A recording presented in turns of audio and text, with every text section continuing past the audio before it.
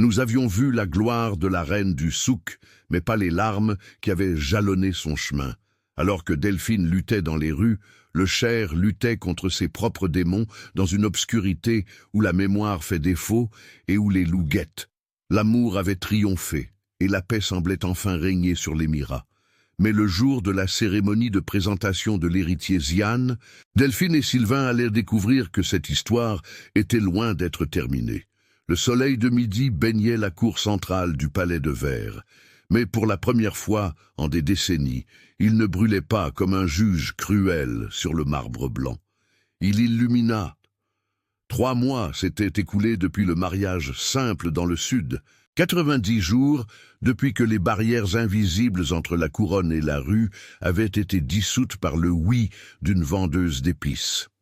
Le palais ne ressemblait plus à une clinique stérilisée en Suisse. Les grandes fenêtres, autrefois hermétiquement scellées pour protéger la noblesse de l'air impur, étaient grandes ouvertes. Le vent tiède du désert s'engouffrait, jouant avec les rideaux de soie et apportant avec lui le parfum de la vraie vie. Un mélange complexe de jasmin cultivé dans les jardins royaux et l'odeur lointaine mais inimitable de cardamome et de poussière qui montait de la ville en contrebas. C'était la grande cérémonie de présentation. Ce n'était pas seulement une fête, c'était une déclaration. Selon l'ancienne tradition, l'héritier du trône devait être présenté au chef des 12 tribus et au conseil des anciens lorsqu'il atteignait 90 jours de vie, prouvant qu'il avait survécu à la période la plus fragile de l'enfance. Delphine était assise sur le trône, à côté de Sylvain. Le siège, capitonné de velours cramoisi, lui avait semblé trop grand par le passé, mais maintenant il épousait sa posture avec naturel. Elle ne portait pas la lourde tiare de diamants que sa belle-mère Fatma avait l'habitude d'arborer comme une arme. Au lieu de cela, Delphine avait choisi un diadème fin, en or martelé, entrelacé de fleurs d'oranger fraîches cueillies ce matin-là. Sa robe n'était pas une armure de haute couture européenne, mais un cafetan de soie bleu profond, brodé à la main par les femmes de la coopérative qu'elle avait aidé à fonder dans le vieux quartier. Elle regarda son mari. Sylvain n'était plus le souverain tendu aux épaules courbées. Cet homme qui semblait porter le poids du plafond sur sa tête. Il irradiait une paternité fière, une lumière intérieure que tout le pétrole du monde ne pourrait acheter. Il tenait Ziane dans ses bras, élevant le petit paquet de vie pour que les chefs tribaux puissent le voir. « Il a ton nez quand il est en colère », murmura Sylvain, se penchant discrètement vers elle, profitant du moment où les tambours de la célébration étouffèrent ses mots, et son obstination quand il a faim. Delphine sourit, touchant sa main sur le bras du trône. Le contact était électrique, familier, sûr. Avez-vous remarqué comment il fronce les sourcils quand le vizir commence à discourir? Il sait déjà qu'il parle trop. Sylvain rit, un son authentique qui fit se retourner quelques dames de la cour, surprises. Le chair de glace avait fondu. Il sera un bon auditeur comme sa mère. Delphine soupira, absorbant la scène. La cour était remplie. Il n'y avait pas seulement des diplomates en cravate et des chers en tuniques immaculées. Il y avait des marchands aux mains tachées d'encre, des tisserandes aux voiles colorés, des enfants de l'orphelinat courant entre les tables du banquet. C'était son rêve matérialisé. Le palais ouvert. Le grand vizir, un homme âgé qui regardait encore Delphine avec une méfiance voilée, frappa 3 fois son bâton de cérémonie sur le sol. Le son résonna, faisant taire la foule. « Citoyen de l'émirat !» Sa voix trembla légèrement avec l'âge. Les 12 tribus reconnaissent Ziane al-Din comme le primogénitoire légitime, fils du désert et de l'or, héritier de la paix. Que son chemin soit exempt de pierre et que sa lignée soit la seule à gouverner sous la bénédiction d'Allah. Qu'il en soit ainsi, la foule répondit d'un rugissement unanime qui fit trembler les cristaux des coupes. Ziane, effrayée par le bruit soudain, laissa échapper un petit cri aigu. Delphine tendit les bras et Sylvain lui remit leur fils.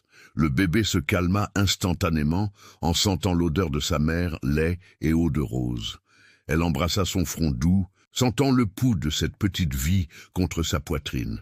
« Tout va bien, mon amour », murmura-t-elle au bébé. « Tu es en sécurité. Nous avons construit un mur d'amour autour de toi. Rien ne peut passer.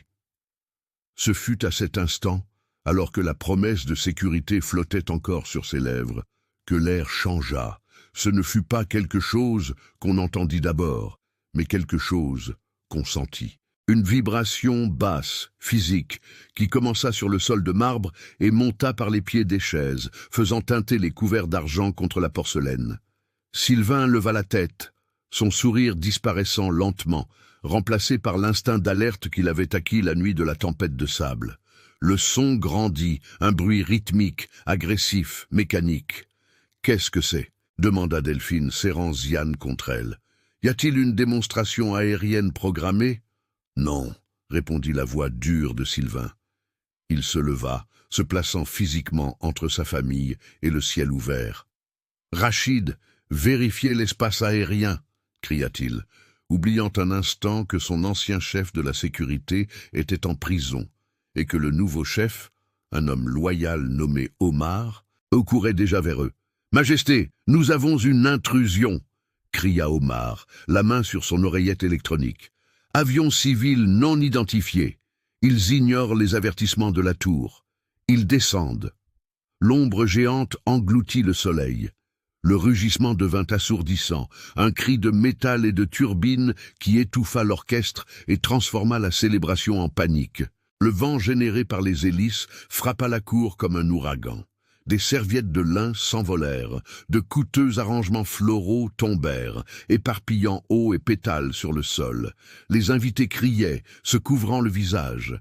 La poussière que Sylvain et Delphine respectaient tant fut soulevée du sol avec violence, créant un brouillard brun qui aveuglait et étouffait. « Protégez la reine » ordonna Sylvain, mais ses yeux étaient fixés sur la machine noire, élégante et sinistre, qui descendait au milieu de la pelouse sacrée, écrasant les parterres de lys. Ce n'était pas une attaque militaire, il n'y avait pas de mitrailleuse. C'était un hélicoptère de luxe, du type utilisé par les milliardaires qui ne demandent la permission à personne pour atterrir. L'aéronef toucha le sol avec un bruit sourd. Les hélices commencèrent à ralentir, coupant l'air avec un sifflement aigu et douloureux. La poussière commença à retomber lentement, révélant la silhouette de la machine intruse, comme un scarabée géant au milieu du jardin. Le silence qui suivit fut tendu, chargé d'électricité statique et de peur.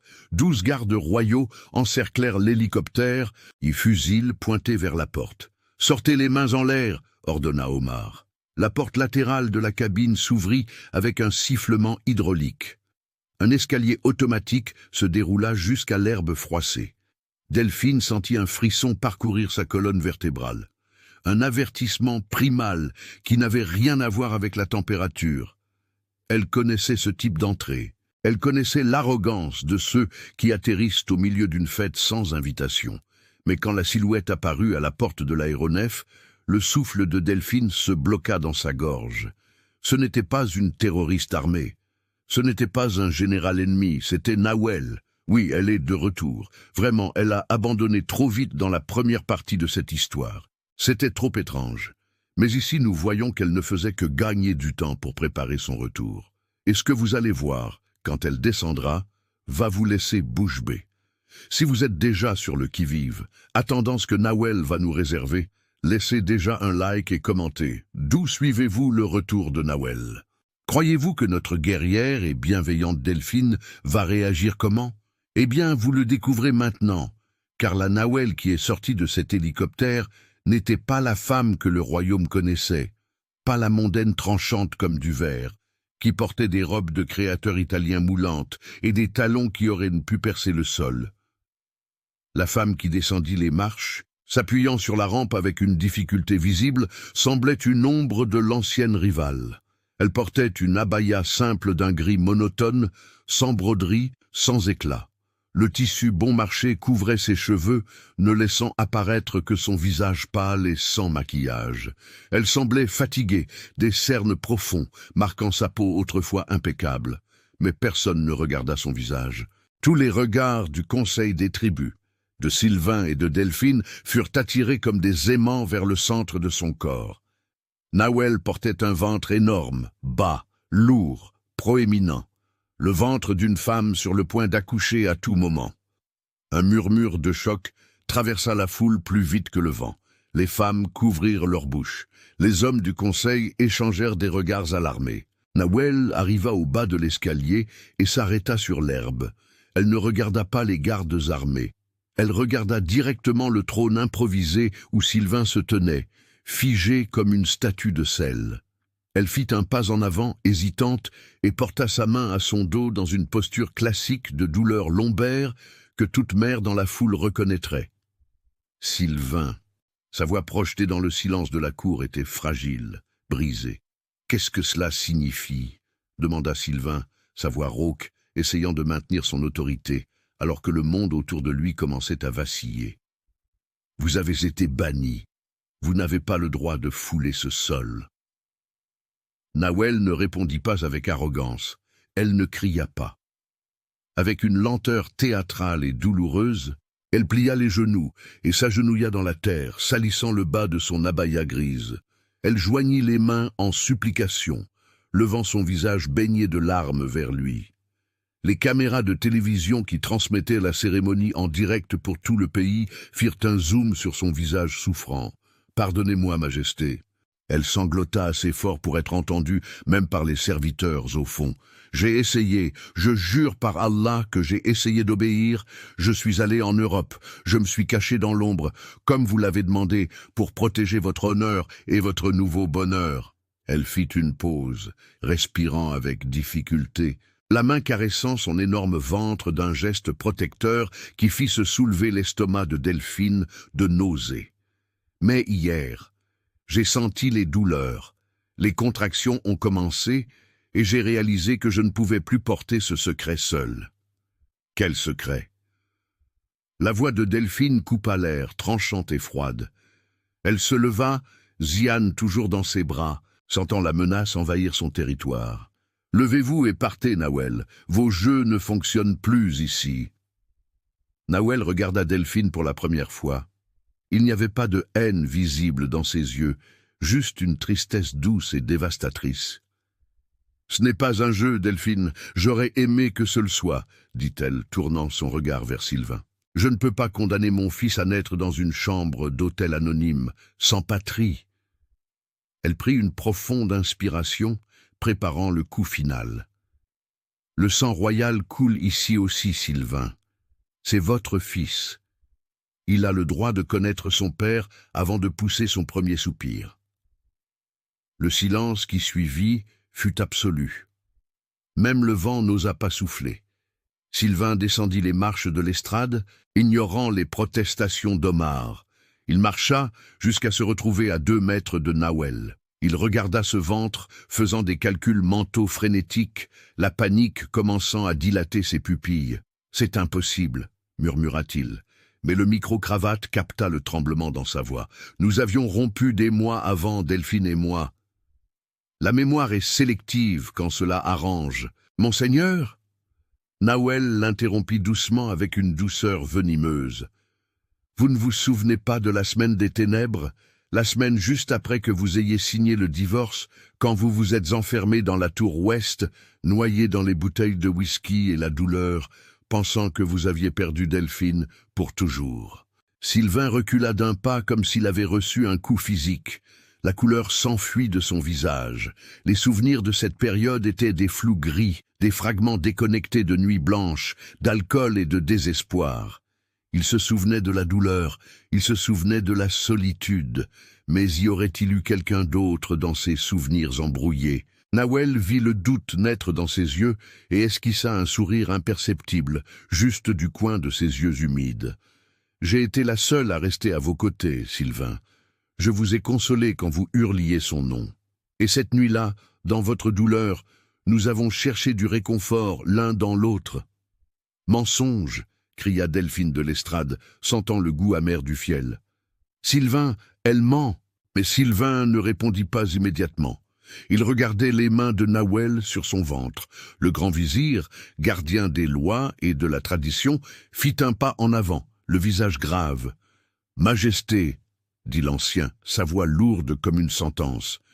s'il y a la moindre possibilité, si l'enfant a été conçu alors que votre seigneurie était légalement divorcée de votre première épouse et fiancée à cette femme. » Il n'eut pas besoin de terminer. La loi était le fondement du désert, et la loi disait que le ventre qui porte un héritier potentiel est sacré. Nahuel gémit, se penchant en avant, agrippant l'herbe. « Il va naître, » halta-t-elle. « S'il vous plaît, Sylvain. Et pas pour moi, pour le garçon. Ne le laissez pas naître dans la poussière. » Sylvain regarda en arrière, vers le trône où Delphine était pâle, serrant Ziane comme un bouclier. Puis il regarda la femme enceinte à ses pieds et les caméras qui transmettaient tout à des millions de sujets. Le doute était un acide corrosif et il venait d'en être aspergé. « Emmenez-la à l'aile médicale », ordonna Sylvain sans regarder Delphine. « Appelez les obstétriciens royaux. »« Sylvain !» cria Delphine, la voix étranglée par la trahison. « Elle reste en garde à vue, » compléta-t-il, la voix dure, essayant de reprendre le contrôle d'un train déraillé, jusqu'à ce que la vérité soit prouvée. Tandis que les gardes aidaient Nahuel à se lever, elle jeta un dernier regard en arrière, par-dessus son épaule. Ses yeux rencontrèrent ceux de Delphine, et là, caché dans l'ombre du voile gris, là où les caméras ne pouvaient pas voir, il y avait le brillant froid et triomphant d'un serpent qui venait d'entrer au paradis. La fête était terminée. La guerre avait commencé. La salle du conseil, située au sous-sol du palais, était un lieu où le temps semblait ne pas exister. Il n'y avait pas de fenêtres sur le désert, seulement des murs recouverts d'acajou foncé qui absorbaient la lumière et le son. L'air conditionné bourdonnait d'un ton grave. Maintenant, la température artificiellement glaciale, parfaite pour préserver les documents anciens et glacer les cœurs humains. Sylvain était assis à la tête de la table ovale, d'obsidienne. Ses mains, qui quelques heures plus tôt tenaient Ziane avec la fermeté d'un père fier, étaient maintenant posées à plat sur la surface noire, tremblante. Devant lui, les 12 hommes les plus puissants de l'émirat, les anciens des tribus, les gardiens de la charia et le grand vizir, le fixaient. Il n'y avait pas la révérence habituelle, pas le respect pour le cheikh qui avait réformé le Sud. À cet instant, ils regardaient Sylvain comme des comptables vérifiant une faillite morale. Ils étaient les juges de sa mémoire défaillante. Le grand vizir, un homme dont la barbe était aussi blanche que sa tunique amidonnée, poussa un calendrier en cuir sur la table. Le son de l'objet glissant sur le verre noir fut aigu, irritant. « Les mathématiques sont une science froide, Majesté, » dit le vizir, sa voix dénuée de toute émotion. Elle ne se soucie pas des sentiments, des promesses ou des regrets. Elle ne se soucie que des faits. Et les faits tracent une ligne droite entre le passé et le ventre de cette femme. Sylvain regarda le calendrier. Des cercles rouges étaient marqués avec une précision chirurgicale. La date probable de la conception, selon le rapport préliminaire des médecins qui l'ont examinée à son arrivée, coïncide avec la semaine de deuil, continua le vizir, utilisant l'euphémisme que la cour avait adopté pour les 7 jours suivant l'expulsion de Delphine. La semaine de deuil. Sylvain ferma les yeux et l'obscurité apporta des éclairs de cette période. Il se souvenait de la douleur physique, une griffe serrant sa poitrine. Il se souvenait de s'être enfermé dans la tour ouest, interdisant l'entrée des serviteurs, de la lumière, de la nourriture. Il se souvenait du goût amer du whisky importé, une violation de sa foi qu'il avait commise uniquement pour réussir à dormir sans rêver du visage de Delphine. Mais que s'était-il passé pendant ces nuits embrumées? « J'étais seul », dit Sylvain, mais la phrase sortit fragile, sans l'acier de la certitude. « J'avais donné des ordres exprès. Personne ne devait entrer. » L'un des anciens, un chef tribal au visage buriné par le soleil du désert profond, se pencha en avant. « Les ordres sont pour les serviteurs, cher Sylvain. Une fiancée préoccupée par la santé mentale de son futur mari. Elle aurait pu ignorer les ordres. Nahuel allègue que la porte était déverrouillée. Elle allègue qu'elle est entrée pour vous réconforter et que votre seigneurie, dans sa vulnérabilité, a accepté ce réconfort. » Sylvain recula d'un pas comme s'il avait reçu un coup de poing physique. La couleur lui quitta le visage. Les souvenirs de cette période étaient des flous gris, des fragments déconnectés de nuits blanches, d'alcool et de désespoir. Il se souvenait de la douleur, il se souvenait de la solitude. Mais y aurait-il eu quelqu'un d'autre dans ses souvenirs embrouillés? Nawel vit le doute naître dans ses yeux et esquissa un sourire imperceptible juste du coin de ses yeux humides. « J'ai été la seule à rester à vos côtés, Sylvain. Je vous ai consolé quand vous hurliez son nom. Et cette nuit-là, dans votre douleur, nous avons cherché du réconfort l'un dans l'autre. »« Mensonge !» cria Delphine de l'Estrade, sentant le goût amer du fiel. « Sylvain, elle ment. » Mais Sylvain ne répondit pas immédiatement. Il regardait les mains de Nawel sur son ventre. Le grand vizir, gardien des lois et de la tradition, fit un pas en avant, le visage grave. « Majesté, dit l'ancien, sa voix lourde comme une sentence, s'il y a la moindre possibilité, si l'enfant a été conçu alors que votre seigneurie était légalement divorcée de votre première épouse et fiancée à cette femme. » Il n'eut pas besoin de terminer. La loi était le fondement du désert. Et la loi disait que le ventre qui porte un héritier potentiel est sacré. Nawel gémit, se penchant en avant, agrippant l'herbe. « Il va naître !» halta-t-elle. « S'il vous plaît, Sylvain, pas pour moi, pour le garçon. Ne le laissez pas naître dans la poussière. » Sylvain regarda en arrière, vers le trône où Delphine était pâle, serrant Ziane comme un bouclier. Puis il regarda la femme enceinte à ses pieds et les caméras qui transmettaient tout à des millions de sujets. Le doute était un acide corrosif et il venait d'en être aspergé. « Emmenez-la à l'aile médicale », ordonna Sylvain sans regarder Delphine. « Appelez les obstétriciens royaux. »« Sylvain !» cria Delphine, la voix étranglée par la trahison. « Elle reste en garde à vue », compléta-t-il. La voix dure, essayant de reprendre le contrôle d'un train déraillé, jusqu'à ce que la vérité soit prouvée. Tandis que les gardes aidaient Nawel à se lever, elle jeta un dernier regard en arrière, par-dessus son épaule. Ses yeux rencontrèrent ceux de Delphine, et là, caché dans l'ombre du voile gris, là où les caméras ne pouvaient pas voir, il y avait le brillant froid et triomphant d'un serpent qui venait d'entrer au paradis. La fête était terminée. La guerre avait commencé. La salle du conseil, située au sous-sol du palais, était un lieu où le temps semblait ne pas exister. Il n'y avait pas de fenêtres sur le désert, seulement des murs recouverts d'acajou foncé qui absorbaient la lumière et le son. L'air conditionné bourdonnait d'un ton grave. Maintenant la température artificiellement glaciale, parfaite pour préserver les documents anciens et glacer les cœurs humains. Sylvain était assis à la tête de la table ovale d'obsidienne. Ses mains, qui quelques heures plus tôt tenaient Ziane avec la fermeté d'un père fier, étaient maintenant posées à plat sur la surface noire, tremblante. Devant lui, les 12 hommes les plus puissants de l'émirat, les anciens des tribus, les gardiens de la charia et le grand vizir, le fixaient. Il n'y avait pas la révérence habituelle, pas le respect pour le cheikh qui avait réformé le souk. À cet instant, ils regardaient Sylvain comme des comptables vérifiant une faillite morale. Ils étaient les juges de sa mémoire défaillante.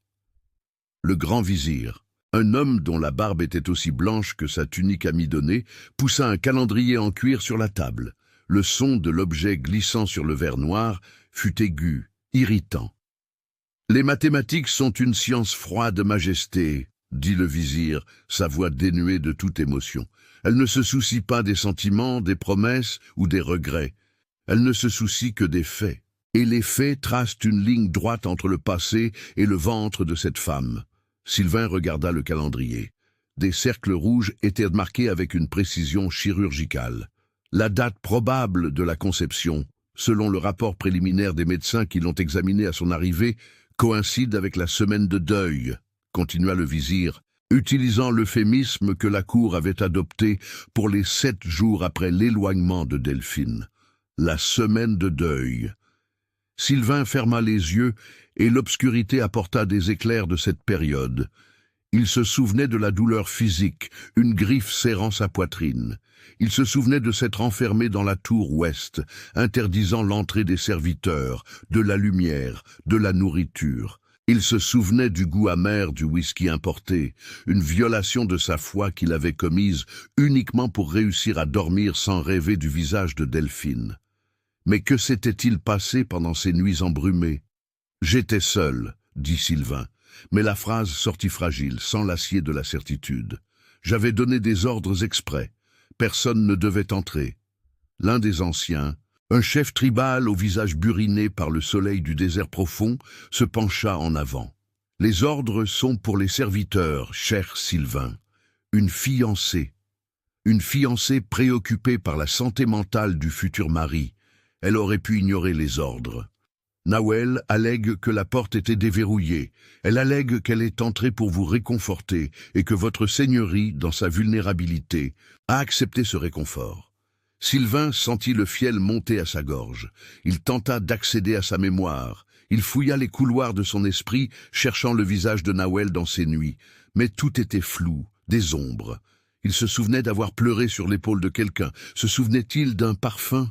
Le santal, l'odeur de Nawel était le santal et les épices chères. Y avait-il du santal dans cette pièce sombre où son esprit, maintenant empoisonné par la suggestion, créait-il le souvenir pour combler le vide? « Je ne me souviens pas », avoua Sylvain. Les 4 mots tombèrent dans la pièce comme des pierres dans un cercueil. Le vizir ramassa le calendrier lentement. La mémoire d'un roi est un luxe, majesté. La loi, cependant, est une nécessité. Si votre seigneurie ne se souvient pas, il ne peut pas nier. Et s'il ne peut pas nier, la charia nous oblige à protéger le sang. Le fœtus est un citoyen, un possible héritier de la lignée directe. Nous ne pouvons pas le rejeter comme une erreur. « Que voulez-vous de moi ?» demanda Sylvain, la voix étranglée par l'épuisement. « Que je la mette sur le trône ? Que je défile avec elle pendant que ma femme regarde? » « Nous voulons de la prudence, » répliqua l'ancien. « Nous suggérons qu'elle soit maintenue sous protection maximale et confort absolu jusqu'à l'accouchement. Le stress peut provoquer un accouchement prématuré et nuire à l'enfant.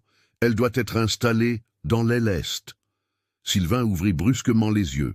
La chaise grinça quand il se raidit. « L'aile, non, c'est impossible.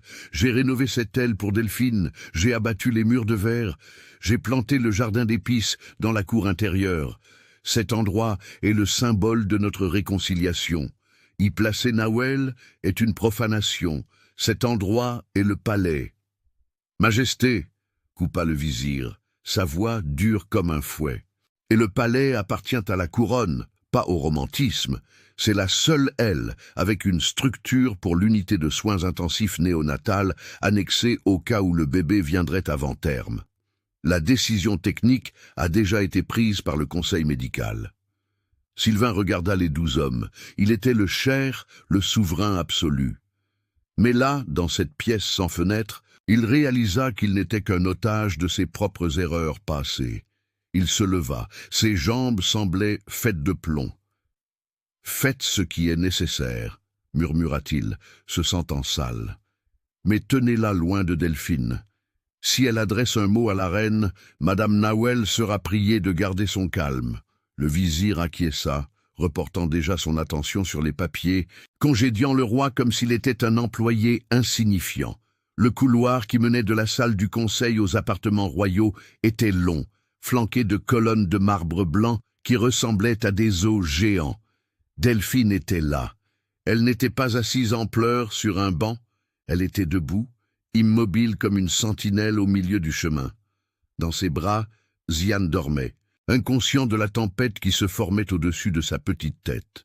Sylvain s'arrêta à 5 mètres d'elle. Il voulait courir et l'embrasser. Il voulait tomber à genoux et demander pardon d'avoir bu cette semaine-là, d'avoir créé cette lacune où le mensonge fleurissait maintenant.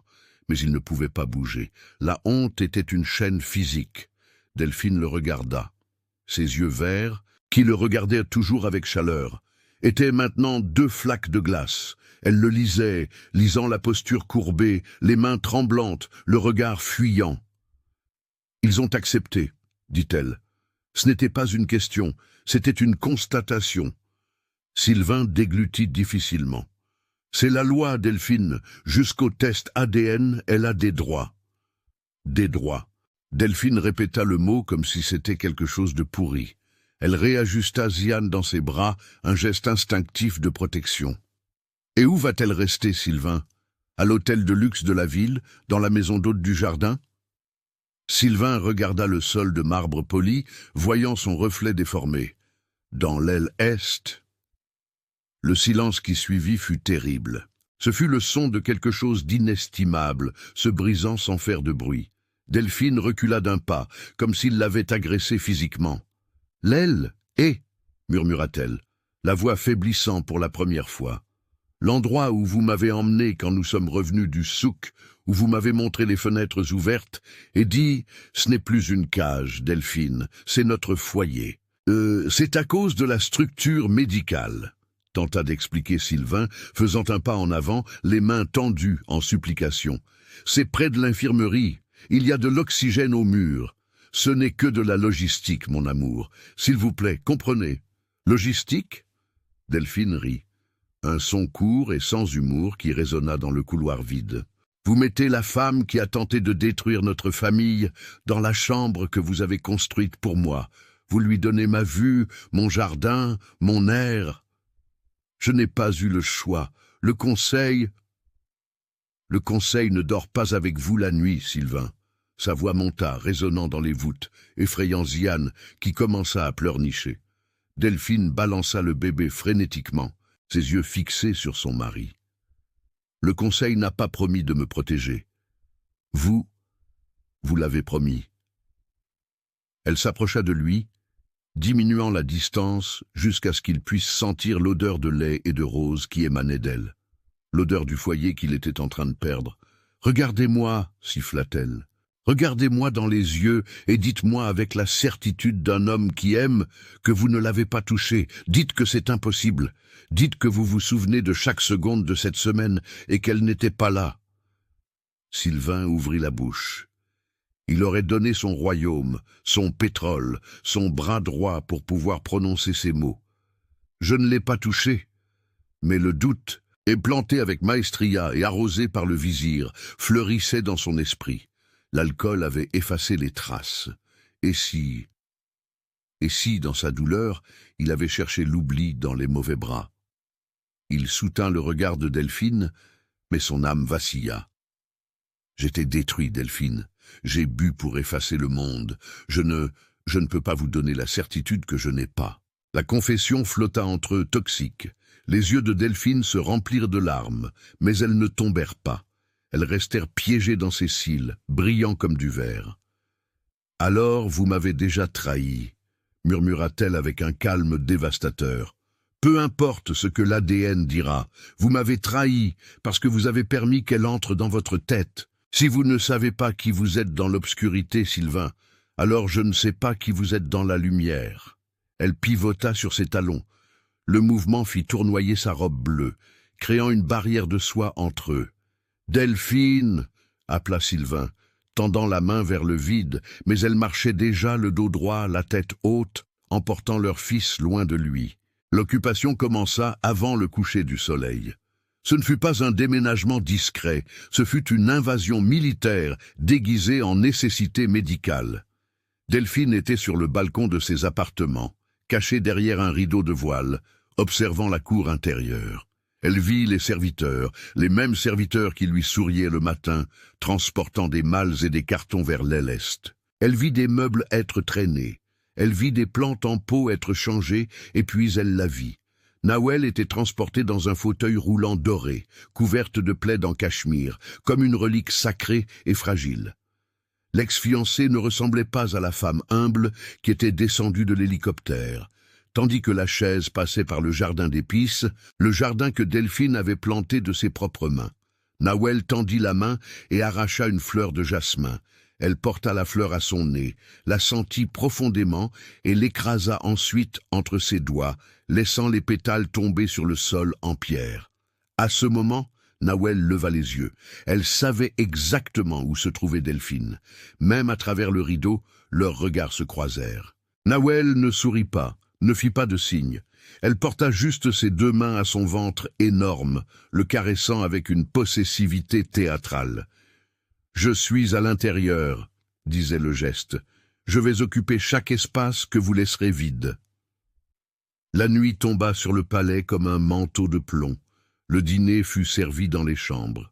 Le silence dans l'aile de la famille était absolu, brisé seulement par le vent qui hurlait au dehors des fenêtres, apportant du sable du désert. Delphine plaça Zian dans son berceau. Le bébé dormait agité, sentant la tension de sa mère. Elle resta assise dans le fauteuil, dans le noir, écoutant les pas dans le couloir. Il était presque minuit quand la poignée de la porte tourna. Delphine ne se retourna pas. Elle continua de regarder le berceau. La porte s'ouvrit lentement. La lumière du couloir dessina la silhouette de Sylvain sur le tapis. Il était immobile sur le seuil, il n'entra pas. Son odeur envahit la pièce. Un mélange de son parfum boisé habituel, mais contaminé par l'odeur métallique de l'air conditionné de la salle du conseil. « Je vais dormir au bureau aujourd'hui, » dit Sylvain. Sa voix était basse, éraillée, comme s'il avait passé des heures à crier en silence. « J'ai beaucoup de documents. La crise diplomatique exige de l'attention. » C'était un mensonge gentil, mais tout de même un mensonge. Il n'allait pas réviser des documents, il allait fuir. Il ne pouvait pas se coucher à ses côtés, portant le doute, la culpabilité, la possibilité d'être le père du fils de l'autre. Il se sentait indigne, sale. Delphine ne bougea pas. Ses mains serraient les bras du fauteuil avec tant de force que les jointures de ses doigts étaient blanches. « Le lit est assez grand pour la vérité, Sylvain, » répondit-elle dans l'obscurité, sans le regarder. « Mais il est trop petit pour la lâcheté. Delphine, s'il vous plaît, ne rendez pas cela plus difficile. »« Allez-vous-en, » coupa-t-elle, la voix froide. « Allez dans votre bureau, plongez dans vos papiers, essayez d'y trouver l'homme qui m'a épousé au souk, parce qu'ici, dans cette pièce, n'entre que celui qui sait à qui il appartient. » Sylvain resta immobile un instant de plus. Sa respiration était lourde. Il semblait vouloir faire un pas en avant, vouloir briser la distance, vouloir supplier. Mais la honte était un mur infranchissable. Il baissa la tête, vaincu. « Bonne nuit, Delphine. » Il ferma la porte. Le clic du verrou résonna comme un coup de grâce.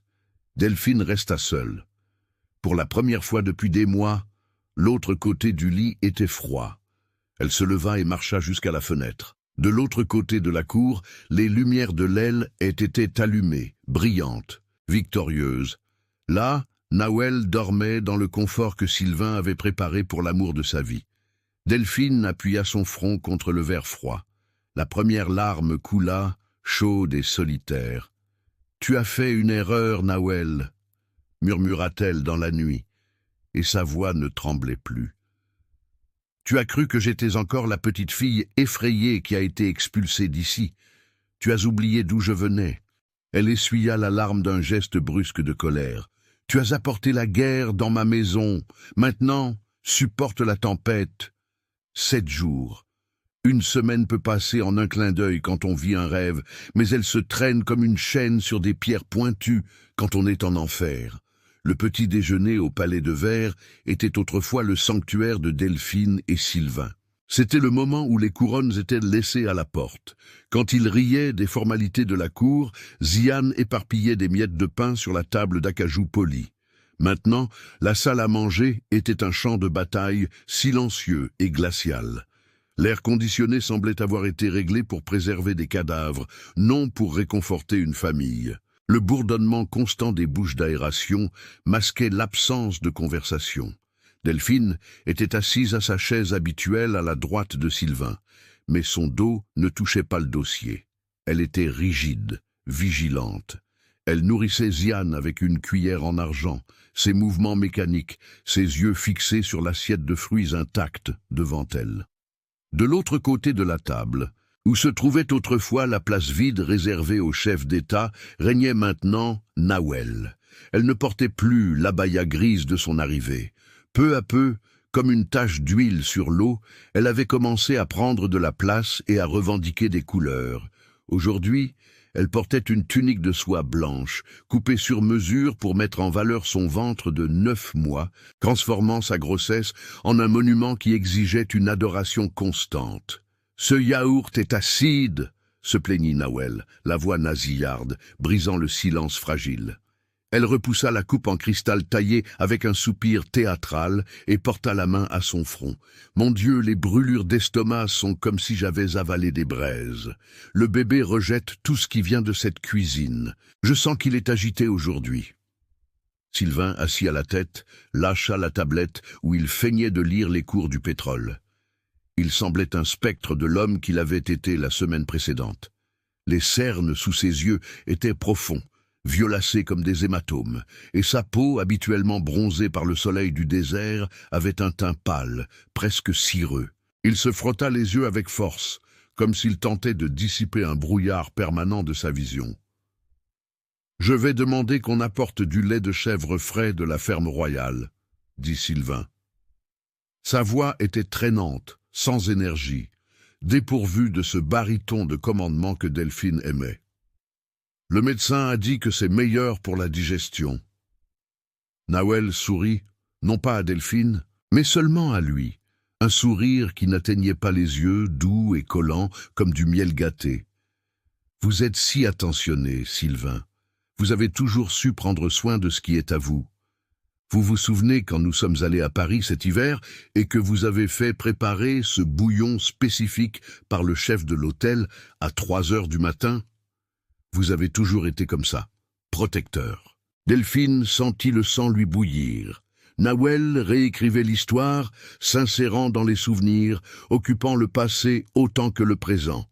« Sylvain » coupa Delphine, sa voix tranchante comme du verre brisé. « Ziane doit aller chez le pédiatre aujourd'hui. C'est le vaccin des 3 mois. Vous avez promis que vous iriez.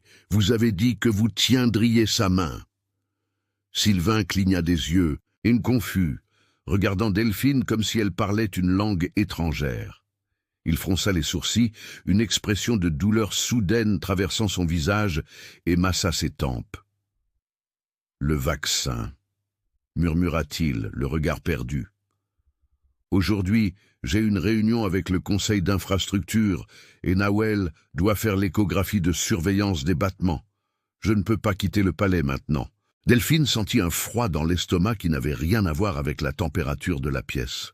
« Vous avez promis, » insista-t-elle, sentant sa gorge se serrer. « C'est le premier vaccin douloureux. Il a besoin de son père. »« Delphine, s'il vous plaît !» répliqua Sylvain, et pour la première fois, il y eut de l'irritation dans sa voix. Non pas l'irritation d'un mari, mais l'impatience courte et irrationnelle d'un homme malade. « Ne soyez pas dramatique. Nawel a une grossesse à risque. Tout stress peut provoquer l'accouchement. Ziane est en bonne santé. Vous êtes parfaitement capable de gérer une injection seule. » Le silence qui suivit fut assourdissant. Nawel tendit la main et prit une date dans une coupe en argent, une coupe qui, curieusement, était toujours à sa portée ces derniers jours. Elle mordit le fruit lentement, les yeux fixés sur Delphine, savourant la victoire plus que le sucre. « Allez, ma chérie !» dit Nawel à Delphine avec une douceur écœurante. « Je m'occupe de Sylvain pendant que vous sortez. Il semble indisposé. Je vais lui préparer ce thé spécial aux herbes que ma grand-mère faisait. C'est excellent pour éclaircir l'esprit et calmer les nerfs. » Le vizir approuva. Delphine regarda son mari. Il avait la tête baissée, appuyé sur ses mains, inconscient de la bataille qu'il menait pour lui. Il ne la défendit pas. Il ne regarda pas Ziane. Il s'éteignait. Delphine prit son fils dans ses bras, se leva brusquement, la chaise grinçant sur le sol de marbre avec un crissement qui fit frissonner Sylvain de douleur. Elle sortit de la pièce sans regarder en arrière, mais avant de franchir les doubles portes, le son de la voix murmurée de Nawel la rattrapa comme un coup de couteau dans le dos. « Buvez ceci, mon amour, ça va passer, je suis là. » La routine au palais devint une torture raffinée. Nawel n'attaquait pas Delphine avec des cris ou des scandales.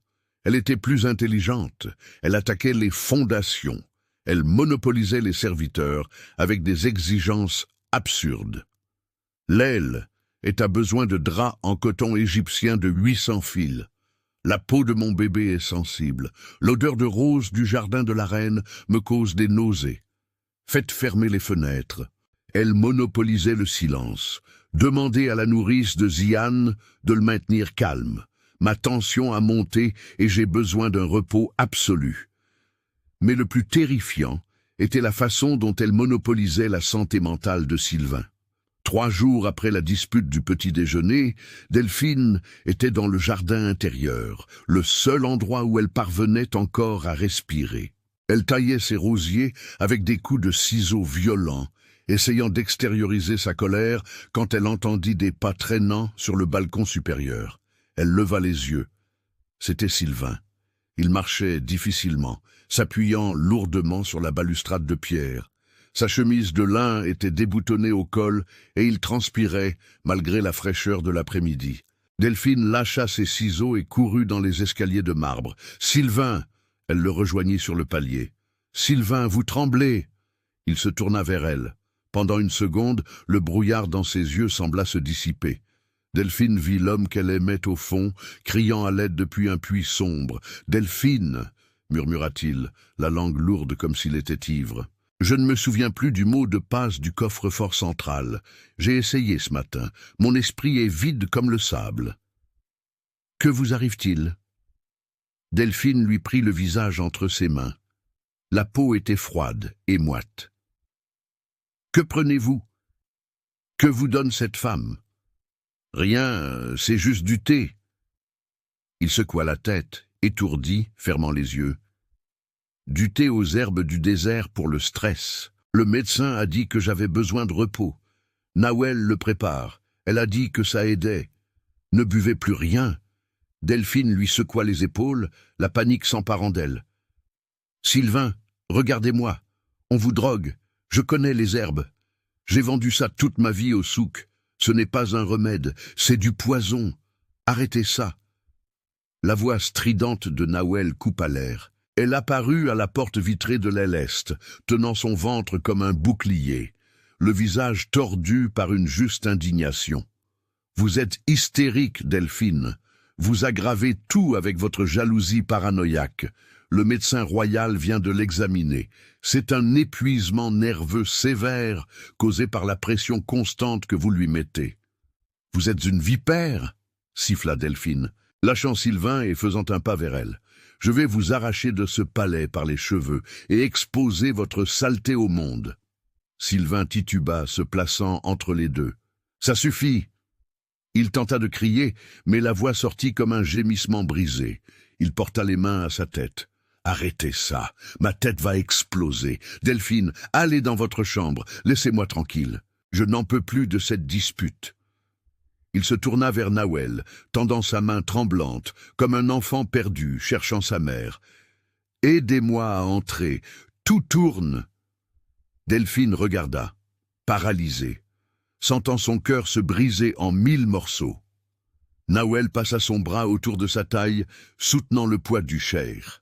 Elle lança un regard à Delphine avant de franchir le seuil. Ses lèvres bougèrent sans son, mais le message était clair comme du cristal. Il vous a déjà oublié. Maintenant, il ne lui reste plus qu'à oublier comment respirer. La porte vitrée se referma. Delphine resta seule sur le balcon avec l'odeur de jasmin et la certitude que le temps était écoulé. La chute finale survint 2 jours plus tard. C'était une nuit de tempête sèche. Le vent hurlait au-dehors des murailles, jetant du sable contre les fenêtres blindées, créant une symphonie de sifflements et de cris aigus. Delphine était dans sa chambre, berquant Ziane, quand le couloir fut pris par le chaos. Des pas de bottes qui couraient, des cris étouffés, la radio d'un garde crépitant des ordres. Code rouge dans l'aile est. Le cheikh ne répond pas. Appelez l'équipe de réanimation. Delphine remit Ziane à sa nourrice, ignorant les protestations, et courut. Elle traversa le palais pieds nus, ses vêtements de nuit flottants. Le couloir de l'aile était bloqué par des gardes, mais sa fureur ouvrit le chemin. Elle poussa, cria, menaça. Elle entra dans la pièce. La scène était un tableau grotesque. Sylvain était allongé sur le lit. Sur le lit de l'aile et sur le lit de l'ennemi. Il convulsionnait légèrement, le corps arqué, de la mousse blanche s'accumulant au coin de la bouche, les yeux révulsés, ne montrant que le blanc. Nawel était agenouillé à ses côtés, pleurant abondamment, tenant sa main avec une force excessive. Il a pris le thé et il est simplement tombé, sanglotait-elle au grand vizir, et qui observait la scène pâle. Il était si stressé, son cœur n'a pas supporté, j'ai essayé de le sauver. Delphine courut de l'autre côté du lit. Elle ignora Nawel. Elle toucha le cou de Sylvain. Le pouls était erratique, faible, presque inexistant. Elle se pencha sur son visage. Son haleine ne sentait pas la maladie, pas l'infarctus. Elle sentait quelque chose d'amer, de métallique et de doux. Le musc et la datura. Delphine regarda la table de chevet. Il y avait une tasse en porcelaine fine vide, avec des résidus d'un liquide verdâtre au fond, et à côté l'éternelle coupe en argent avec des noyaux de dattes. « Écartez-vous » cria Delphine au médecin qui tentait de placer un masque à oxygène. « Il a besoin d'atropine. C'est un empoisonnement par les alcaloïdes de la datura stramonium. Sortez-la d'ici. »« Elle veut le tuer !» cria Nawel, pointant un doigt accusateur vers Delphine. « Elle est folle ! Elle veut finir le travail !» Le grand vizir posa une main lourde sur l'épaule de Delphine. « Majesté, s'il vous plaît, le médecin royal va prendre le relais. Le cheikh a besoin de silence absolu. »« Vous êtes aveugle !» Delphine secoua le bras du vizir, ses yeux sauvages balayant la pièce. « Regardez-la, regardez ses yeux, elle n'a pas peur, elle est triomphante, elle a empoisonné le thé. » Le médecin royal, un homme petit et chauve, que Delphine avait toujours soupçonné d'être loyal à Fatma, se leva après avoir examiné les pupilles dilatées de Sylvain. « C'est un collapsus nerveux sévère, vizir. Son système s'est éteint. Il a besoin d'un isolement total. La présence de la reine provoque une agitation létale. » Le regard du médecin tomba sur Delphine comme une sentence d'exil. Elle doit être retirée pour le bien du cheikh. Deux gardes royaux, de jeunes hommes aux visages impassibles, s'approchèrent de Delphine. « Pardon, reine », murmura l'un d'eux, « ordre du conseil. » Ils la retinrent par les bras. Delphine ne lutta pas physiquement. Elle savait que la force brute ne la sauverait pas ici. Elle regarda Sylvain, inconscient, impuissant, mourant lentement dans le lit de la femme qui avait juré de le détruire. Et puis elle regarda Nawel. La femme enceinte essuyait ses larmes avec un mouchoir de soie. Mais pendant une brève seconde, tandis que les gardes traînaient Delphine, Nawel baissa son mouchoir. Ses yeux brillaient. Elle caressa son ventre et murmura, audible seulement dans le vide sonore de la pièce. « La reine est morte.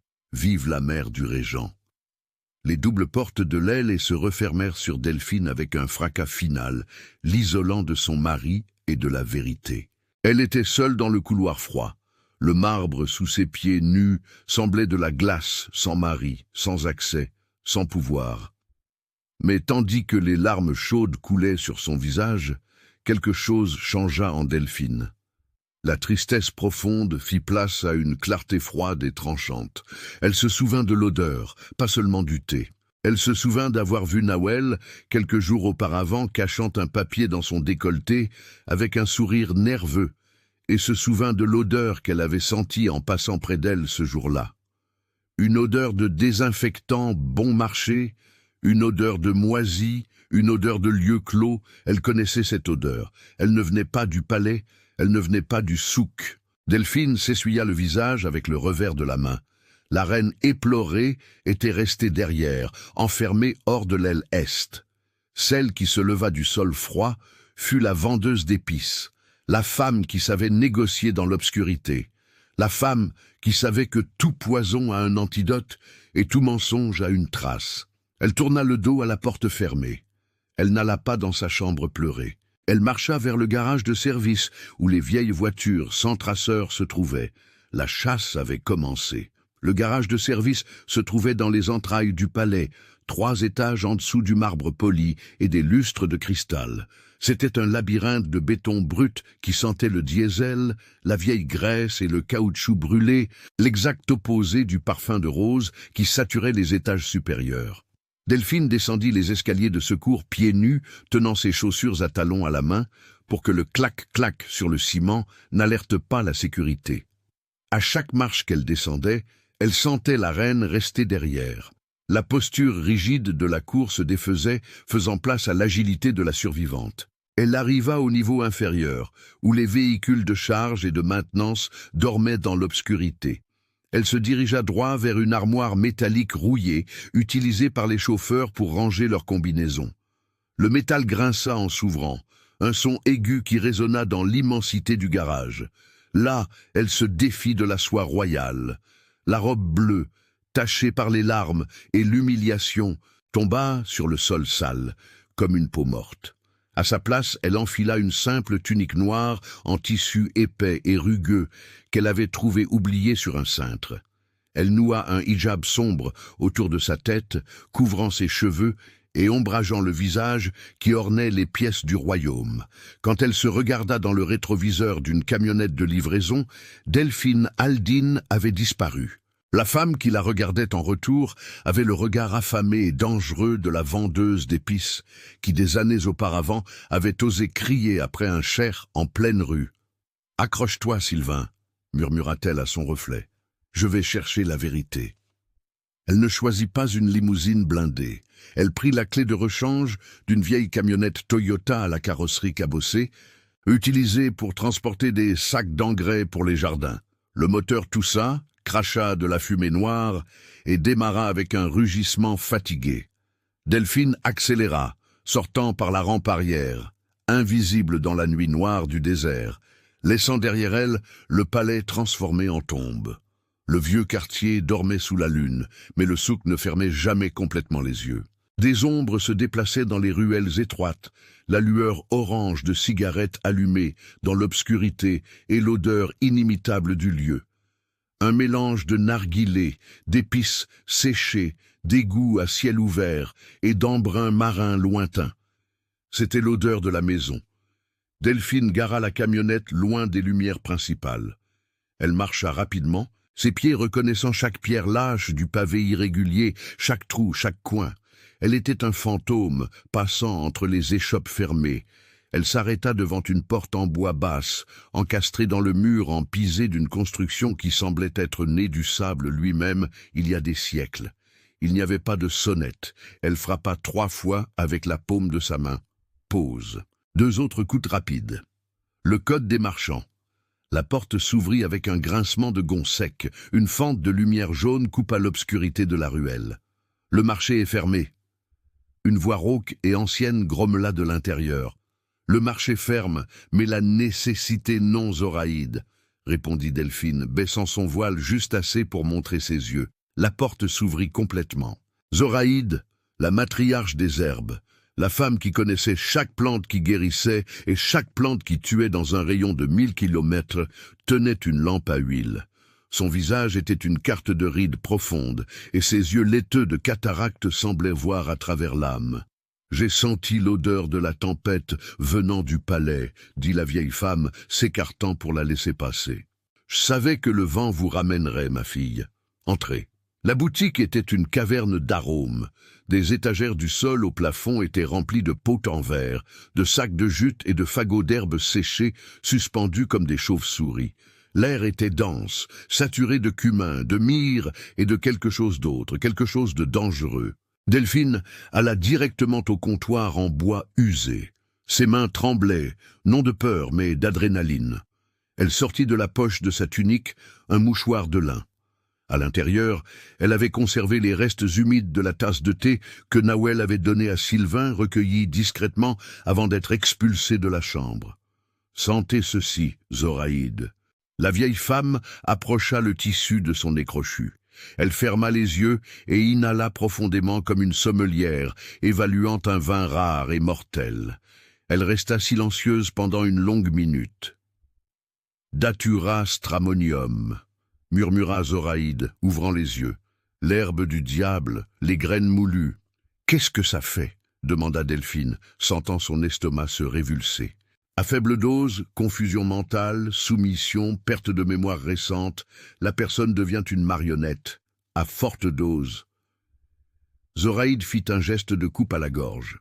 Le cœur s'emballe jusqu'à exploser ou s'arrêter complètement. C'est une mort propre, ça ressemble à une crise cardiaque. Qui a acheté ça? Delphine posa ses mains sur le comptoir, se penchant en avant. Ce mélange n'est pas pour les touristes. Personne n'achète de datura pour assaisonner la viande. Zoraïde hésita. Elle regarda la porte verrouillée, puis Delphine. « Je ne vends pas de poison, ma fille. Vous le savez. Mais il y a une semaine, un homme est venu ici. Il ne voulait pas de guérison, il voulait du silence. Qui? Un homme avec une vilaine cicatrice traversant le sourcil gauche. Il a payé en or, pas en argent. De l'or avec le sceau royal. » Delphine se figea. L'image brillait dans son esprit. Le messager, l'homme qu'elle avait vu des semaines auparavant livrant des colis à la guérite de sécurité du palais, riant avec les gardes, l'homme qui faisait la route spéciale. « Il fait des livraisons pour la prison centrale », murmura Delphine, la connexion se formant. « Des cigarettes, des lettres et des herbes. » « Il a dit que c'était pour calmer un prisonnier agité », murmura Zoraïde, pleine de regrets. « Je ne savais pas que ce serait utilisé sur le Cher. » « Ce n'était pas votre faute, Zoraïde. Mais maintenant, j'ai besoin de la réparation. » Delphine tendit la main. « Vous avez l'antidote ?» Zoraïde acquiesça. Elle alla au fond du magasin et revint avec un petit flacon en verre foncé contenant un liquide épais et noir, du charbon activé concentré et un extrait de pilocarpine.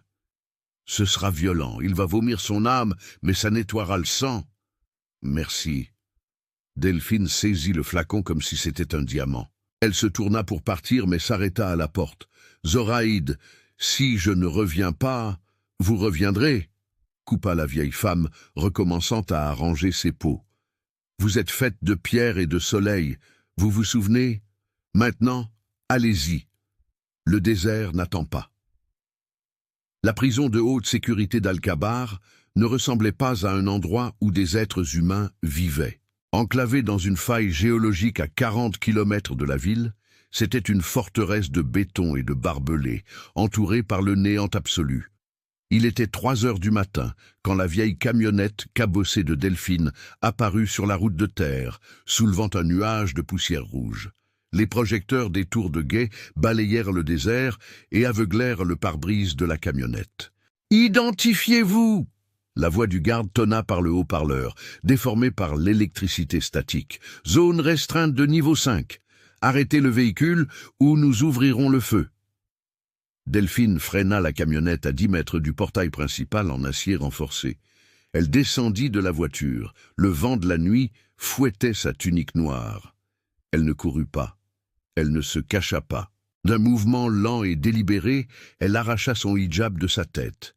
Ses longs cheveux se libérèrent, et son visage fut exposé à la lumière blanche et impitoyable des projecteurs. Elle marcha jusqu'au centre du faisceau lumineux, levant le menton. « Ouvrez le portail !» ordonna-t-elle. Sa voix n'était pas un cri, mais elle avait la projection entraînée de celle qui commandait le souk. Le garde dans la guérite blindée plissa les yeux, ajustant ses jumelles. Il vit le visage qui était dans les journaux, sur les pièces de monnaie, dans les tableaux des administrations publiques, le visage de la femme que le Cher aimait. Majesté. Le garde bégaya, la main planant sur le bouton d'alarme. « Madame, nous n'avons pas l'autorisation de... »« Je suis l'autorité. » Lui, Delphine interrompit, s'avançant jusqu'à la grille. « Je veux voir le prisonnier de la cellule 402 maintenant, et si quelqu'un touche ce téléphone pour prévenir l'aile et du palais, je m'assurerai personnellement que vous et vos familles passiez le reste de votre vie à nettoyer les latrines de cet endroit avec des brosses à dents. » Il y eut un moment de silence tendu. Le son du vent hurlant dans les barbelés était la seule réponse. Puis, avec un gémissement métallique lourd, le portail d'acier commença à s'ouvrir. L'intérieur de la prison sentait exactement comme le papier que Nawel avait caché. Du désinfectant bon marché, du moisi et de la sueur sèche. C'était l'odeur du désespoir. Delphine marchait rapidement dans le couloir principal. Le son de ses pieds nus étouffé par le béton froid. Le directeur de la prison, un homme gros et en sueur qui avait été réveillé en hâte, tentait de la suivre, boutonnant sa chemise de travers. « Majesté, C'est très irrégulier, haleta-t-il. Le prisonnier Rachid est classé comme danger de niveau maximal. Il est en isolement. Il ne peut pas recevoir de visite sans une ordonnance judiciaire du vizir. Je n'ai pas besoin d'un juge, j'ai besoin de 5 minutes. Delphine s'arrêta devant la porte d'acier massif de la cellule 402. « Ouvrez-la, monsieur, s'il arrive quoi que ce soit. Ouvrez !» Le directeur tapa le code sur le panneau. La serrure magnétique s'actionna. La lourde porte glissa sur le côté. Delphine entra. « Sortez !» dit-elle aux gardes et au directeur, sans regarder en arrière. « Et fermez la porte, mais fermez la porte !» La porte se referma, isolant le son du couloir. La cellule était petite, éclairée par une faible lampe, protégée par une grille. Rachid était allongé sur le grabat, les mains derrière la tête, regardant le plafond. Il portait l'uniforme orange des condamnés, mais même là, dans cette cage, il gardait l'arrogance de celui qui sait quelque chose que les autres ignorent. Il s'assit lentement en voyant Delphine. Un sourire tordu et moqueur apparut sur ses lèvres. « La reine en personne !» dit-il, la voix rauque par le désuétude. « Êtes-vous venu me porter un gâteau ou implorer que je vous dise où j'ai enterré les corps de vos ennemis? Vous avez l'air affreuse, Majesté. Le conte de fées est terminé ?» Delphine ne répondit pas immédiatement. Elle observa la cellule. Elle vit un paquet de cigarettes importées sur la petite table. Elle vit des lettres froissées dans un coin, les privilèges de l'homme à la cicatrice.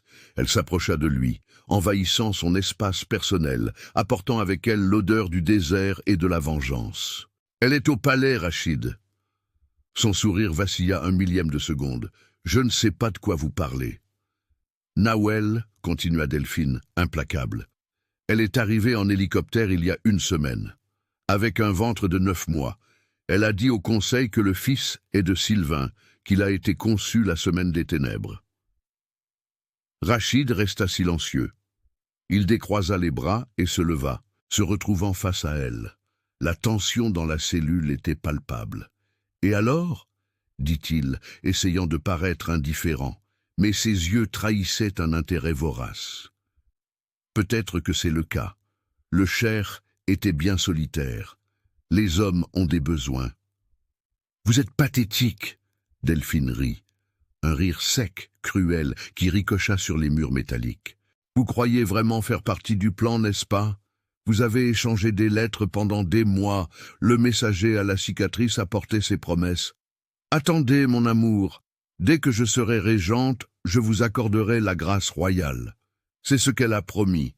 Rachid plissa les yeux. « Attention à ce que vous dites, vendeuse. » « Elle vous a utilisé, Rachid, » cria Delphine, frappant la main sur le mur métallique, le son explosant dans la petite cellule. « Elle ne va pas vous sortir d'ici. Elle est installée dans l'aile Est, traitée comme la mère de l'héritier sacré.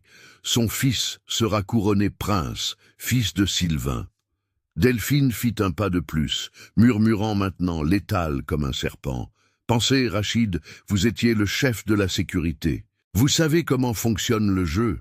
Nawel est obsédée par le statut. Vous croyez qu'une femme comme elle voudra que le monde sache qu'elle a couché avec un employé? Que son fils a le sang d'un traître emprisonné ?»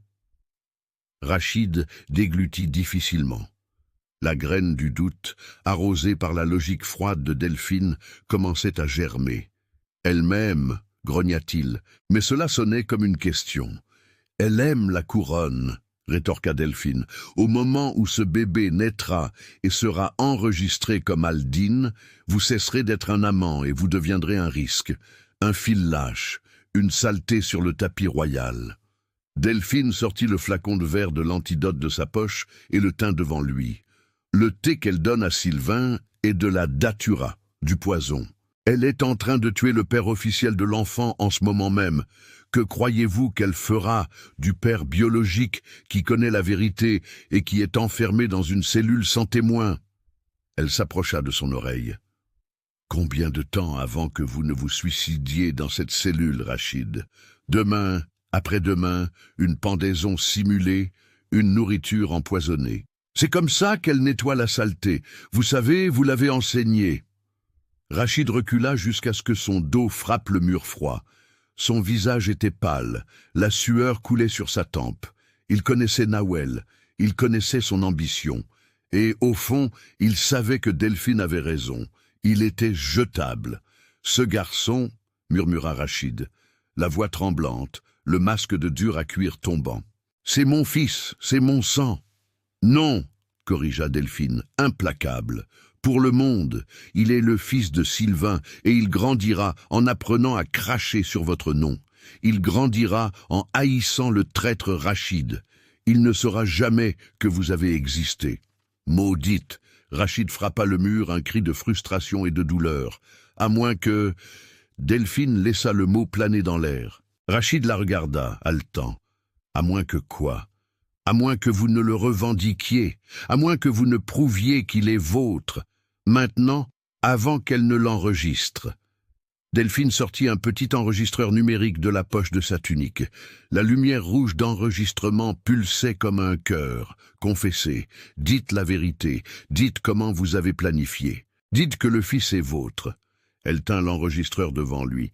Si vous faites cela, Rachid, je jure sur la vie de Ziane, mon propre fils, que votre garçon ne sera pas élevé par une assassine. Je veillerai à ce qu'il sache qui est son père. Je veillerai à ce qu'il ait de la dignité. Je ne laisserai pas Nawel vous effacer de l'histoire de votre propre fils. Rachid regarda l'enregistreur, regarda Delphine. Il vit la vérité dans ses yeux, la guerrière et bienveillante, la seule personne dans ce royaume qui tenait ses promesses même à ses ennemis. La haine de la trahison de Nawel brûla plus fort que la peur de la prison. La fierté paternelle parla plus fort que l'ambition. Il prit l'enregistreur des mains de Delphine. Ses mains tremblaient, mais sa voix sortit ferme, chargée de haine. Il appuya sur le bouton. « Mon nom est Rachid al-Din, ancien chef de la garde royale. » Il commença en fixant le mur de la cellule. « Et je déclare que le fils que Nawel porte n'a pas une goutte de sang royal. Il a mon sang. Nous avons planifié le coup il y a des mois. Elle a promis que je serais le père secret du roi, mais elle a menti. Le cheikh était trop ivre pour se souvenir, mais il ne l'a jamais touché. » Delphine appuya sa tête contre le mur froid de la cellule et ferma les yeux un instant, sentant le poids du monde s'enlever de ses épaules. Elle avait l'arme, elle avait l'antidote. Maintenant, elle devait courir contre le soleil, car dans le palais de verre, le temps de Sylvain s'épuisait et le mensonge était sur le point de naître. Delphine reprit l'enregistreur. « Merci, Rachid. » Elle frappa à la porte d'acier. « Ouvrez. » La reine rentrait chez elle, et elle n'apporterait pas de fleurs, elle apporterait la tempête. Voici le dernier acte, le grand final. J'ai écrit cet acte avec la grandeur que vous avez demandée. Il est dense, émotionnel et ferme chaque arc narratif, avec le poids que cette histoire mérite. Préparez-vous, car Delphine va tout donner maintenant. L'héritier du mensonge. Acte 4.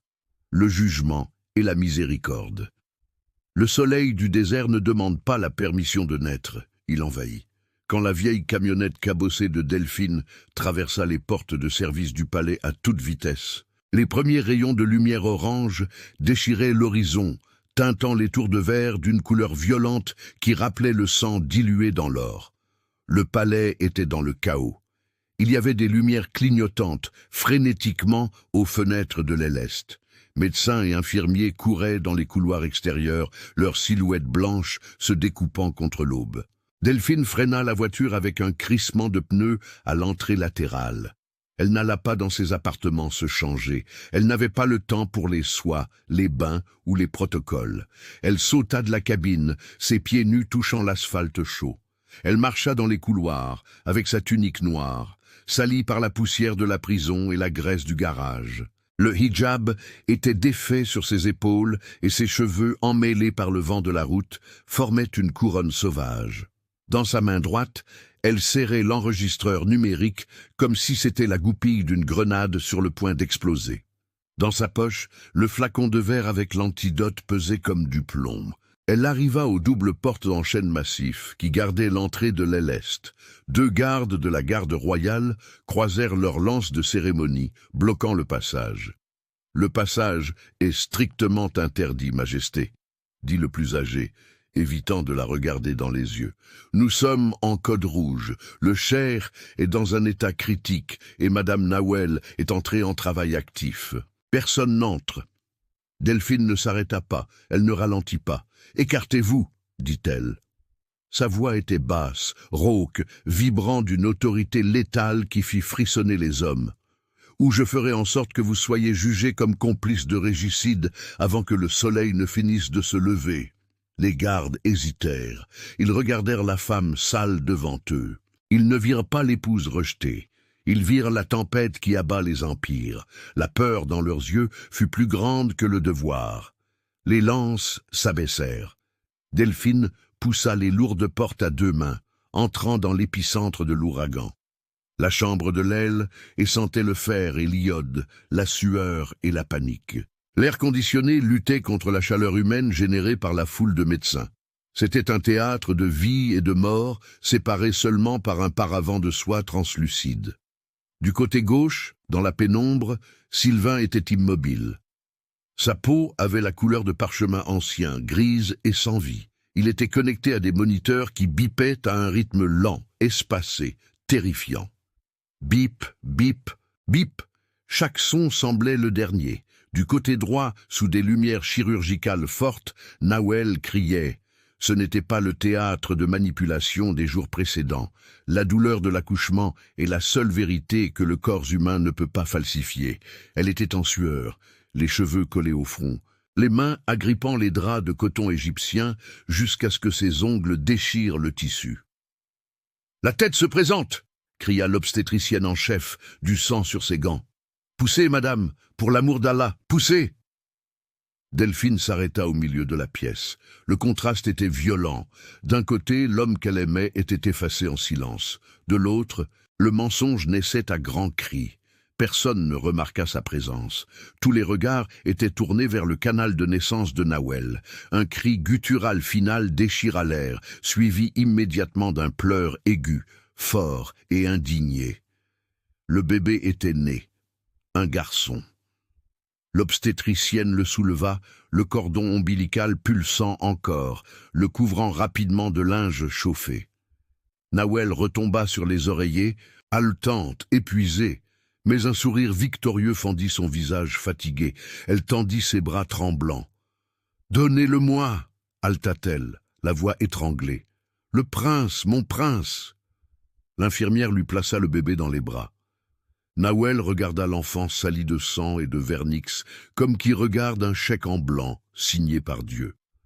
Elle tourna la tête vers le grand vizir, qui se tenait dans un coin de la pièce, témoin de la naissance, avec un presse-papier à la main. « Voyez, vizir !» cria Nawel, riant et pleurant en même temps. « Un garçon, l'héritier de Sylvain, regardez-le. Maintenant je suis la régente. Maintenant, personne ne peut me toucher. Personne n'a besoin de vous toucher, Nawel. » La voix de Delphine coupa l'ambiance comme une lame d'acier froid, gelant la célébration. Le silence tomba sur la pièce, lourd et soudain. Le seul son était le cri du nouveau-né et le bip traînant du moniteur de Sylvain. Nawel tourna lentement la tête, les yeux écarquillés. Elle vit Delphine debout, au pied du lit de Sylvain, vêtue de noir, sale, ressemblant à un ange de la mort venu réclamer une vieille dette. « Que fait-elle ici » cria Nawel, serrant le bébé contre sa poitrine d'un geste possessif. « Sortez cette folle d'ici, elle va faire du mal à mon fils, garde !»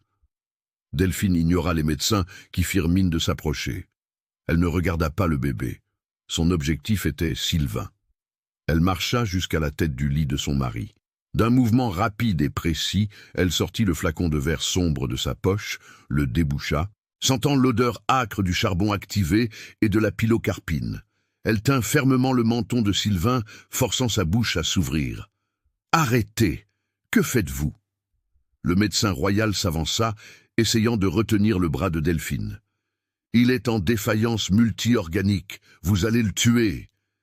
Delphine pivota et repoussa le médecin avec une force surprenante, le jetant contre le mur. « Je sauve l'homme que vous avez laissé mourir !» rugit-elle, ses yeux verts flamboyants. « Il n'est pas stressé, incompétent. Il est empoisonné. C'est de la datura. » Elle versa le liquide noir dans la gorge de Sylvain, massant son cou pour stimuler le réflexe de déglutition. « Avalez, Sylvain !» murmura-t-elle à son oreille, la voix étranglée. « S'il vous plaît, revenez à moi. Battez-vous. » Le corps de Sylvain eut un spasme violent.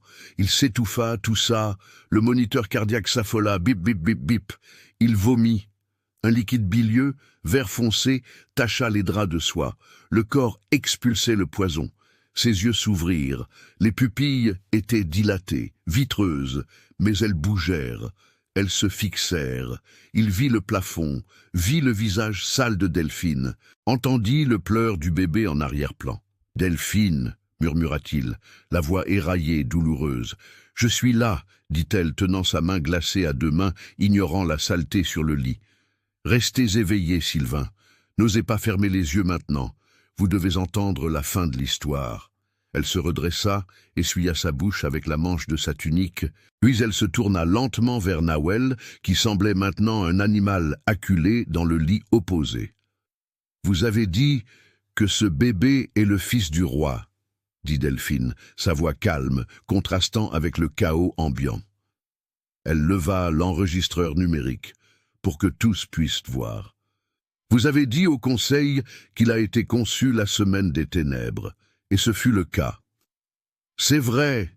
cria Nawel, hystérique, les larmes coulant sur son visage. « Il ressemble à Sylvain. Regardez son nez.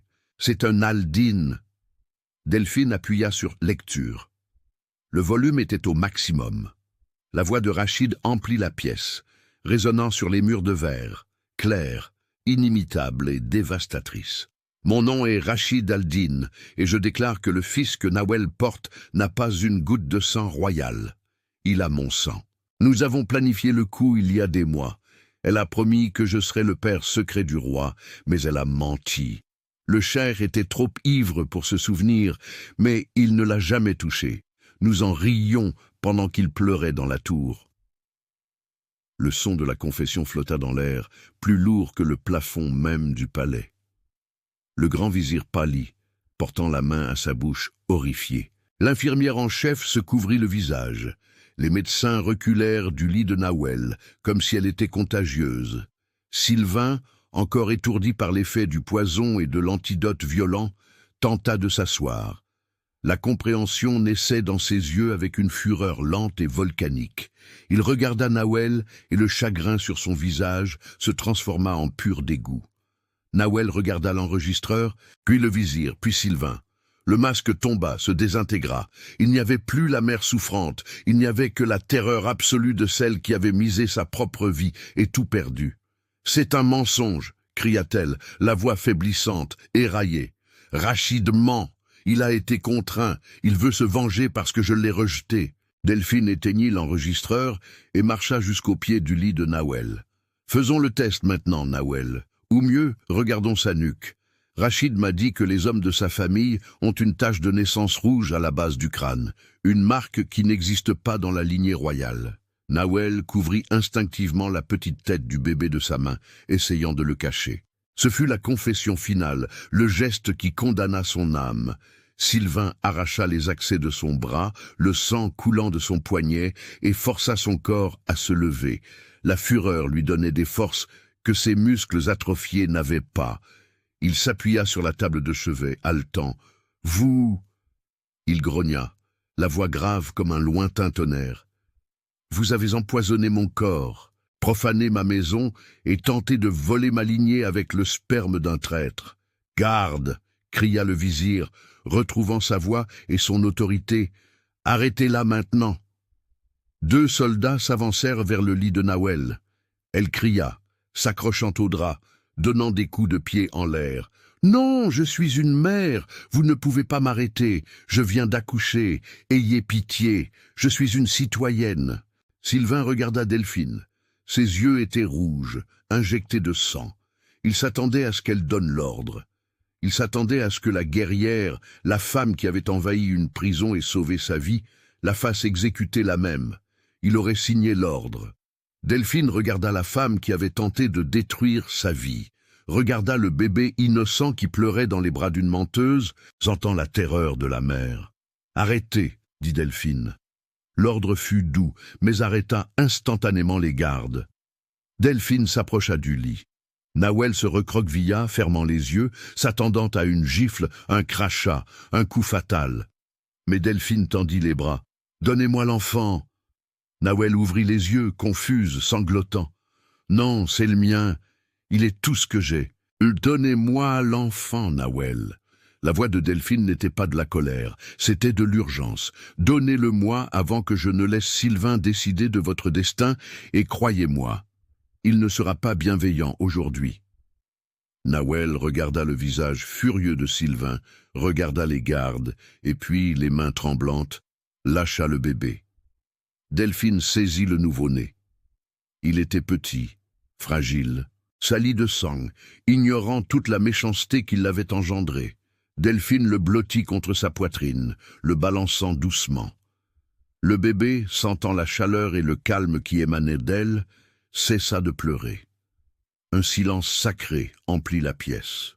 « Ce garçon s'appellera Amir, » dit Delphine, regardant le petit visage froissé du bébé. « Cela signifie prince, car il n'a pas la faute de la saleté de ses parents. Il est innocent. » Elle leva les yeux vers Nawel. Ses yeux verts étaient implacables, mais justes. « Vous n'irez pas en prison, Nawel. Ce serait trop facile. Vous deviendriez une martyre. Vous écririez des livres. Vous donneriez des interviews. » Delphine désigna la porte ouverte, où le soleil du matin entrait en force. « Vous partez maintenant. »« Non, quoi ?» murmura Nawel, incrédule. « Vous quitterez ce palais, » continua Delphine. « Sans le bébé, vous avez perdu le droit d'être mère au moment où vous avez utilisé votre fils comme monnaie d'échange politique. Vous ne l'aimez pas. Vous aimez ce qu'il pourrait acheter, mais j'ai besoin d'allaiter. Je n'ai nulle part où aller. »« Il y a des nourrices, » coupa Delphine, froide. « Et quant à partir, le monde est grand. J'ai survécu dehors sans rien. Maintenant, c'est votre tour. Vendez des épices, nettoyez les sols, apprenez la valeur d'une monnaie honnête. Et n'osez jamais dire que ce garçon est le vôtre. Pour le monde, sa mère est morte en couche. » Nawel regarda Sylvain, implorant clémence, une peine moindre. Sylvain détourna le visage, refusant de la regarder. « Remerciez la reine pour votre vie, » dit-il, la voix pleine de mépris, « et disparaissez avant que je ne change d'avis. » Les gardes soulevèrent Nawel du lit. Elle était faible, saignante, pleurant, criant pour son prince, mais elle fut traînée sans cérémonie hors de l'aile est. Ses cris résonnèrent dans le couloir, de plus en plus lointains, jusqu'à être engloutis par le silence du matin. Elle était entrée comme une reine en hélicoptère, elle partait comme une paria traînée par terre. Dans la pièce ne restèrent que la vérité et les survivants. L'air semblait plus léger, l'odeur de poison et de mensonge commençait à se dissiper.